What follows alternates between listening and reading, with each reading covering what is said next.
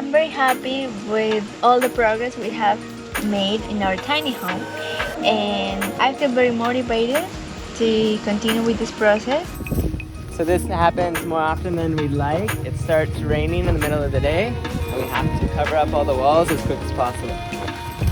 We're Josiah and Lauda, and we exchanged traditional comforts for a life filled with adventure, peace, and freedom when we moved into our van class in June of 2021. Join us as we explore alternative ways of living outside the system. The traditional concept of retirement is saving up enough money where you can continue to spend more or less what you're spending now while working after you stop working. So you have to save up a lot of money, have investments, consider inflation, all these different things. But in reality, if you start consuming less, you're inevitably going to be spending less, which means you can either retire earlier or work less. Minimalism allowed me to see what is really important. We're working on the first layer of our cob tiny home.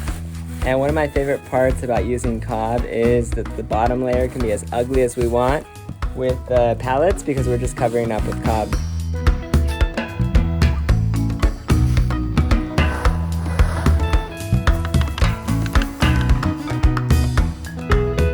The core of what minimalism is looking like what are the necessities. And minimalism also includes just this idea of consuming less. And being happy with less. For us, it's not just about being happy. We want to consume less because we think that it supports the planet in order for, future generations to enjoy the things we've been able to enjoy. All right, so this is the first wall we did. You can see the cracking. We did a 1-to-1 ratio of sand to clay, which is why it's too dry. So this next batch that we're doing is 1 clay to 2 sand, and we're gonna go over it and hopefully it'll be less cracky. So each of the 8 walls are about 90 inches, so I think that comes to like 160 square feet. So it's a tiny home, and I think that's kind of a natural transition from living in a van. We thought about we want something very natural, and we also agree tiny home was perfect for us because it's according to the lifestyle that we are living right now.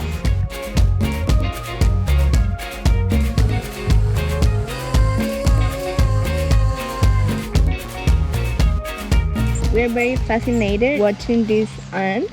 So beautiful, so strong.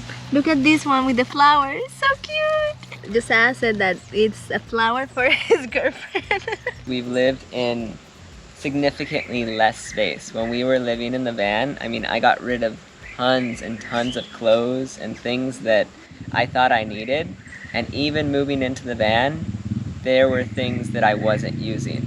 So realizing that I could downsize in such a significant way and actually be happier with less was a huge aha moment for me. It was kind of forced for me because I traveled to the States to live in a van. But in my mind was like, I'm just living for maybe 1 month there in the van.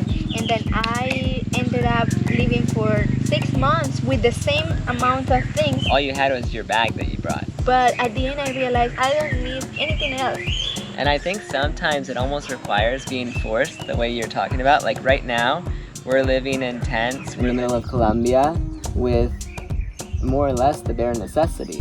It's allowed me to see the things that, I thought were non-negotiables. I thought bathing with hot water was something that I always did. And now I bathed with cold water outside with a bucket. And it's been that experience of knowing I don't need all the things I thought I needed. And for me, it's actually a rewarding experience. I'm happier with less. The best moment of my childhood was climbing a tree or running or playing in the river and skipping rocks. And I didn't have too much. This is my arepa pizza. At least in the United States, the consumerist culture, Here too. Here in Colombia as well. What you're grown up to believe, what you're taught is that in order to be happy, you need more things. And sure, maybe you have a dopamine high right when you buy something new, but that doesn't last. That dopamine goes away. I remember my dopamine high when I was going just to buy some clothes or some shoes, but I realized at the end, it's like, what I'm gonna do with all these things that I don't need. Also with makeup, I bought some makeup and then I realized I don't even know how to put it on. I never liked makeup. I don't know. Yeah, and it's a what- multi-billion-dollar industry. Of course, they're gonna try to make you think that you need that or need anything else for that matter. The newest car, the newest bigger house, whatever it Yeah, is. but when I realized I have all these things that I don't even know how to use, I got anxious. Like having too much for me was overwhelmed. I don't want. Decision fatigue is very real. I just put on the few clothes that I have and I do what I want I don't think about like, what am I gonna wear? I just put clothes on. Yeah. And that's been a real big relief for me. It sounds silly, it's something minor, but I think it's great. Rather than spending $1,000+ on a couch, we decided to use the pallets to make little boxes and then cover them with cob. If you're living in a neighborhood and all of your neighbors have really big houses with 3-car garages, even if you don't have 3 cars, you're gonna think, well, this is normal, this is just what people do. That's the ego. The first step to considering a shift towards minimalism, a shift towards less, is realizing like what is normal isn't necessarily what's right for you. That's what we realized. Like what everyone else is doing wasn't working, and so we're trying something new. And so far it's been pretty good, I think. Yes, I feel. Yes. And don't forget to like and subscribe if you like our channel.